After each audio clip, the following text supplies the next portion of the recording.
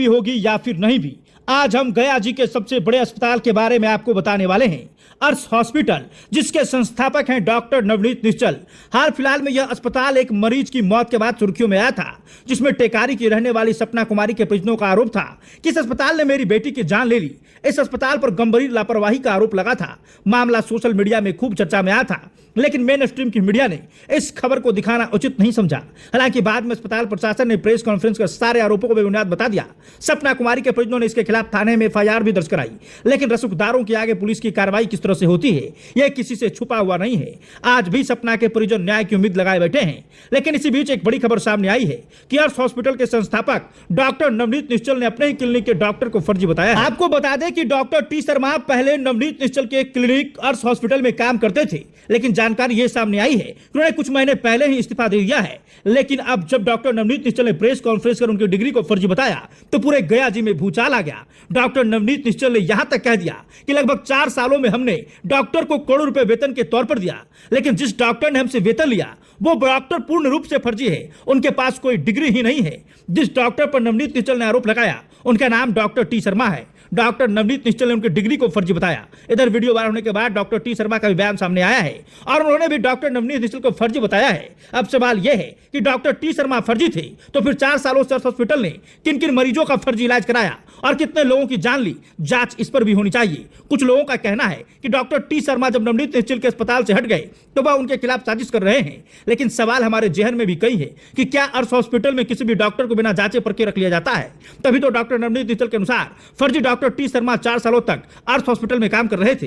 हालांकि doctor T Sharma का degree फर्जी है या नहीं, ये तो जांच का विषय है। इस पर जांच होनी चाहिए और ये जांच की जिम्मेदारी स्वास्थ्य विभाग के ऊपर है। लेकिन मैं बस आप लोगों से एक सवाल पूछना चाहता हूं, गया जी के जितने लोग हैं कमेंट बॉक्स में ये जरूर बताइएगा कि अर्श अस्पताल किस तरीके से काम कर रहा है। डॉक्टर नवनीत निश्चल के कार्य को लेकर आप इन्हें 10 में से कितना नंबर देना चाहेंगे, कमेंट बॉक्स में बताइएगा। साथियों, आगे वीडियो में देखिए डॉक्टर नवनीत निश्चल ने क्या आरोप लगाया और फिर डॉक्टर टी शर्मा ने क्या आरोप लगाया है। दोनों एक दूसरे पर आरोप लगा रहे हैं, कोई उनको फर्जी तो कोई उनको फर्जी बता रहा है, लेकिन फर्जी कौन है ये तो जानने वाला ही बताएगा। लेकिन सबसे गंभीर सवाल अर्श हॉस्पिटल पर है कि आपका क्लिनिक बिना जांचे परखे किसी डॉक्टर को कैसे रख लेता है, वो भी 4-4 सालों तक। अगर किसी की जांच करनी हो तो 1 सप्ताह या 1 महीने काफी होता है, लेकिन 4 सालों तक आपने एक फर्जी डॉक्टर से किन किन मरीजों का इलाज कराया, किन लोगों का जान लिया या फिर किन लोगों को और गंभीर बीमारियों में आपने धकेल दिया, इसकी भी जांच होनी चाहिए और कार्रवाई डॉक्टर नवनीत निश्चल पर भी होनी चाहिए कि बिना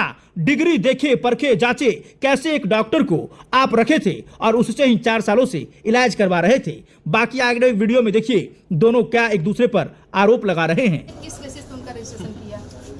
जब एक गवर्नमेंट अथॉरिटी नहीं पता कर पाते हैं कि क्या डुप्लीकेट है और क्या सही है, अब ये इसका फॉल्स कैसे पकड़ा रहा है? क्योंकि थ्रू आउट हमारे यहाँ वो जॉब की है, फिजिकली प्रेजेंट रहे यहाँ और सैलरी लेते हैं। सिर्फ ट्रूथ तो यही है ना, ट्रूथ तो यही। सर्टिफिकेट से भी तो आप गवर्नमेंट ने नहीं फिल्टर किया, IMA ने नहीं फिल्टर किया, गैस्ट्रोएंटरोलॉजी कमेटी ने नहीं फिल्टर किया, तो हमें हमारे पास क्या अथॉरिटी होता है?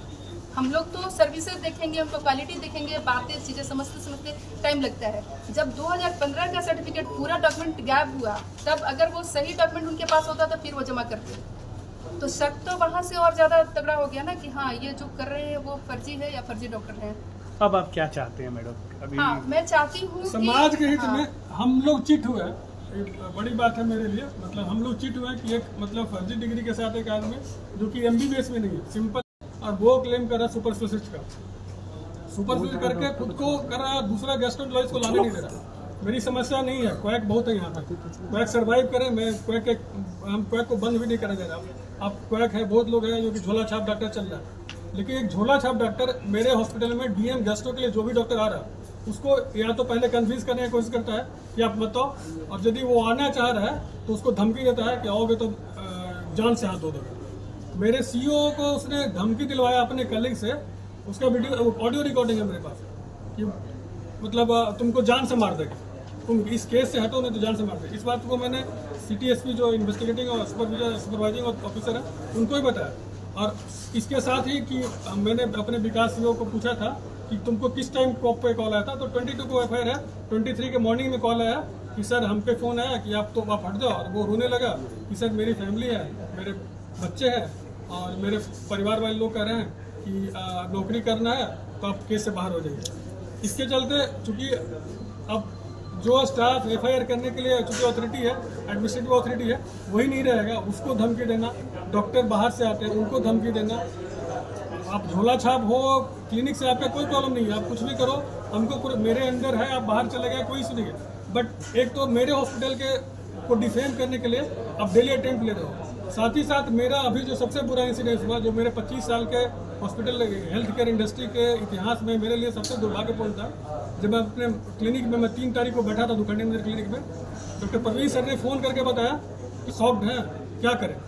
हम इतने परेशान थे कि मतलब मेरे लिए बहुत बुरी स्थिति थी कि हॉस्पिटल में यदि पेशेंट के साथ या पेशेंट के अटेंडेंट के साथ इस ढंग का रेप केस हो जाए तो हॉस्पिटल कहाँ रहेगा।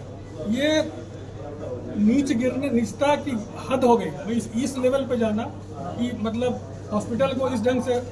किस्मत अच्छी थी कि चूंकि हॉस्पिटल नॉर्म से है तो अंदर सिटकिनी नहीं था और मतलब वो ज़्यादा कुछ नहीं कर पाया, मोलेस्टेशन करके हमला हुआ तो भाग खड़ा हुआ जो पेशेंट का अटेंडेंट था वो।